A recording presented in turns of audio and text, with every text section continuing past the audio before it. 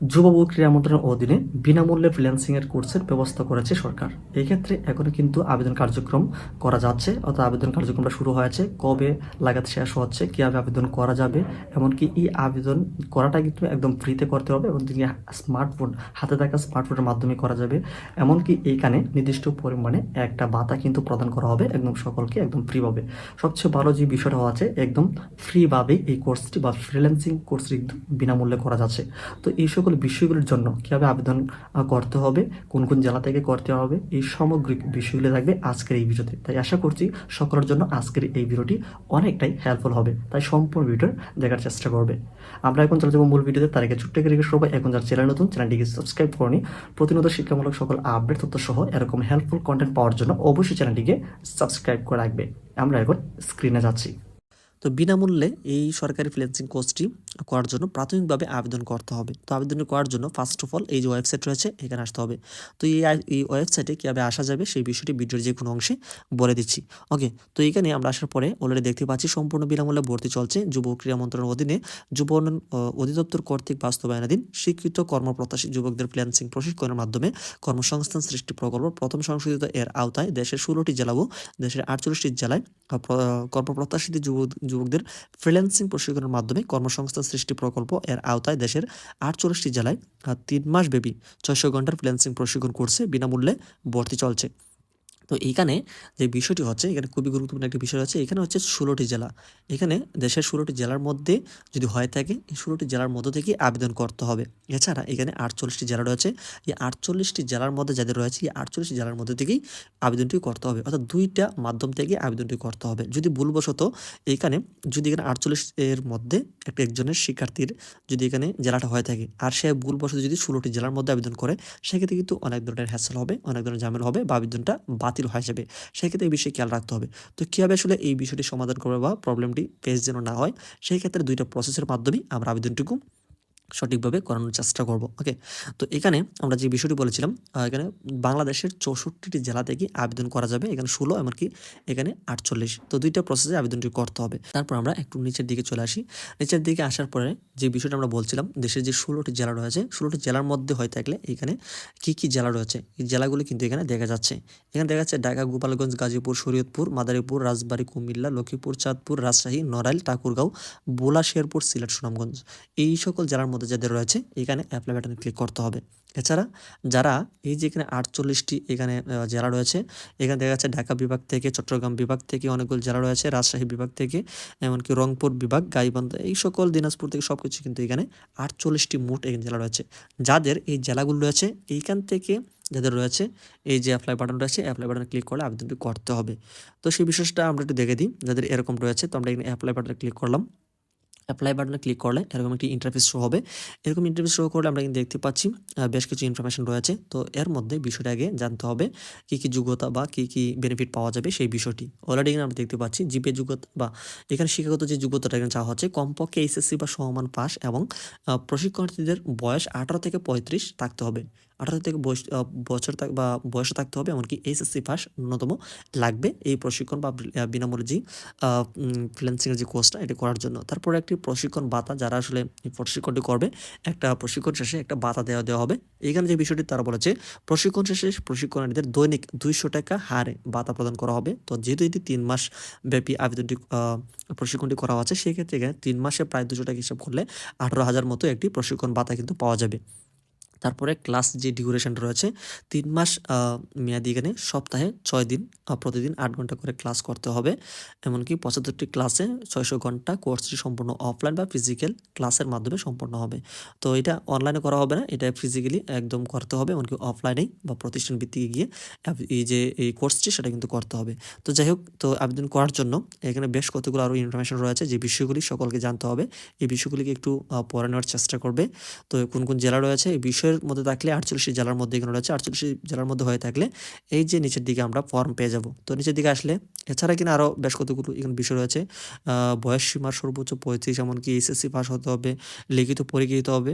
এইখানে লিখিত পরীক্ষার জন্য একটি নাম্বার দিতে হবে, নাম্বারে কোন সময় লিখিত পরীক্ষা হবে, এমনকি কোন জায়গাতে হবে সেই বিষয়ে কিন্তু একটা মেসেজ কিন্তু পাঠানো হবে।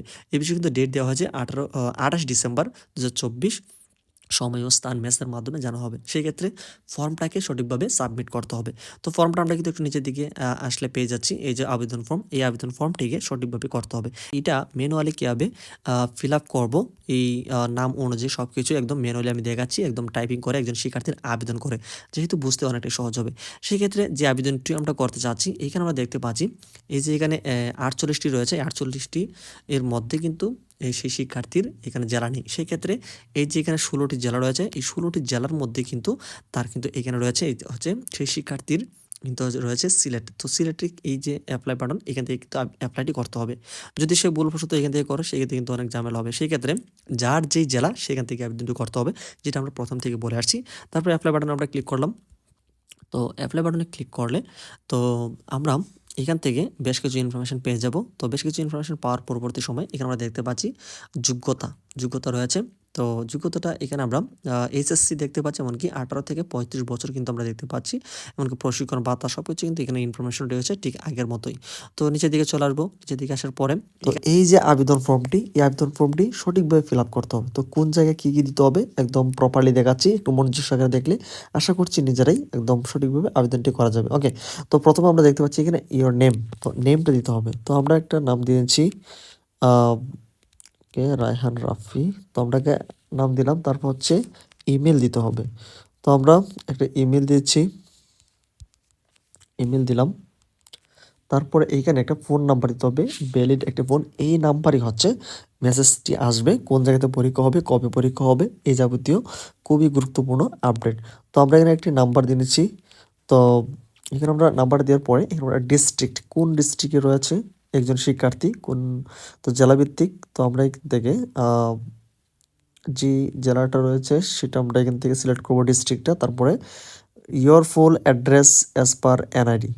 তো এনআইডি অনুযায়ী অবশ্যই এই অ্যাড্রেসটা দিতে হবে। তো আমরা এখানে তো আমরা ধরলাম সেই শিক্ষার্থী সিলেটে রয়েছে, তো সিলেট দিলাম। তারপরে এখানে সিলেক্ট এডুকেশন কোয়ালিফিকেশান, তো এখানে সর্বশেষ যে শিক্ষাগত যোগ্যতাটা সেটা দিতে হবে। তো আমরা এখানে অনার্স দিলাম। তারপরে হচ্ছে last education qualification and CGPA, তো জিপিএটা কিন্তু দিতে হবে। তো আউট অফ 4 মধ্যে ধরেন যে 0.5 তো পেলো। তারপর হচ্ছে পাসিং ইয়ার কত সালে পাস করেছে, তো অনার্স কমপ্লিট করেছে ধরে যে 2021 সালে। তো আমরা 21 সালটা এখানে দিলাম। তারপর হচ্ছে এজ, কত বছর বয়স, তো 26 2027, 26 দিলাম। তো কম্পিউটার লিটারেসি, তো এইটাই হচ্ছে খুবই গুরুত্বপূর্ণ। তো এখানে এই যে বেসিক রয়েছে, মিডিয়াম, এমনকি এক্সপার্ট। যদি কম্পিউটার বিষয়ে যদি টুকটাক যদি কোনো কিছু ধারণা না থাকে, সেক্ষেত্রে বেসিকটা দেওয়া যায়। আর যদি এখানে টুকটাক ধারণা থাকে কম্পিউটার বিষয়ে, মিডিয়াম দেওয়া যায়। যদি ভালো পরিমাণে কম্পিউটার বিষয়ে অভিজ্ঞতা বা জানাশোনা থাকে, সেক্ষেত্রে এক্সপার্ট দেওয়া যায়। তো এখানে আমরা বেসিকটা সিলেক্ট করে নিচ্ছি। তো এখানে দেওয়ার পরে এখানে আমরা দেখতে পাচ্ছি আপনার কি পার্সোনাল কম্পিউটার বা ল্যাপটপ রয়েছে কিনা। যদি থাকে তাহলে এখান থেকে ইয়েস সিলেক্ট করতে হবে, আর যদি না থাকে নো সিলেক্ট করতে হবে। তো আমরা এখানে ইয়েস সিলেক্ট করলাম। তারপরে এখানে হচ্ছে 3 মাস ব্যাপী সপ্তাহে 6 দিনের প্রতিদিন কি এখানে এই যে কোর্সটা করার জন্য অনুমতি চাচ্ছে, সেক্ষেত্রে ইয়েস দিবে। যদি 3 মাস ব্যাপী 6 দিনেই ক্লাসে অ্যাটেন্ড থাকবে বা 8 ঘন্টা করে ক্লাস করতে পারবেন কিনা, এই বিষয়ে তাদেরকে সম্মতি জানানোর জন্য এটি বলা হচ্ছে। এখানে রয়েছে ইয়েস। তো এই বিষয়ে যদি সম্মতি থাকে তো এখানে ইয়েস দিতে হবে, আর যদি না থাকে সেক্ষেত্রে নো সিলেক্ট করতে হবে। তো যেহেতু আমরা কোর্সটা এখানে সে করতে যাচ্ছে, সেক্ষেত্রে এখানে ইয়েস বাটনে ক্লিক করে আমরা এখানে একটি চুজ ফাইলে এসে একটা পাসপোর্ট সাইজ ছবি দিতে হবে, আর সেই ছবিটা এখানে 300 পিক্সেল এমনকি 320 পিক্সেলের মধ্যে হতে হবে। তো এই সাইজটা করে নেবে। তো আমরা এখান থেকে চুজ ফাইলে যাচ্ছি, এমনকি গ্যালারিতে আমাদেরকে নিয়ে যাবে। তো গ্যালারিতে আসলে একটা ছবি এখানে সিলেক্ট করতে হবে। তো আমরা এখানে একটা ছবি সাইজ করা রয়েছে, তো এখানে আমরা সিলেক্ট করলাম, এই যে ছবিটা আসা করছে। তারপরও এখানে অ্যাপ্লাই বাটনে ক্লিক করতে হবে। অ্যাপ্লাই বাটনে ক্লিক করার আগে এই যে ফর্মটা, এটা একবার দেখে নেবে ঠিকঠাক রয়েছে কিনা। যদি সব কিছু ঠিকঠাক থাকে তাহলে এখানে যে অ্যাপ্লাই বাটনে ক্লিক করতে হবে। অ্যাপ্লাই বাটনে ক্লিক করার সাথে সাথে অ্যাপ্লাই সাকসেসফুলি এই লেখাটা কিন্তু চলে আসবে। এটা আসলেই বুঝতে হবে অ্যাপ্লাইটা কনফার্ম হয়েছে। তারপরে কিছুদিন পরে 28 ডিসেম্বর কিন্তু একটি মেসেজের মাধ্যমে জানানো হবে কোন জায়গায় পরীক্ষা হবে, এমনকি কয়টার দিকে পরীক্ষা হবে এই বিষয়ে লোকেশন কিন্তু সব কিছু ইনফরমেশন দিয়ে দেওয়া হবে।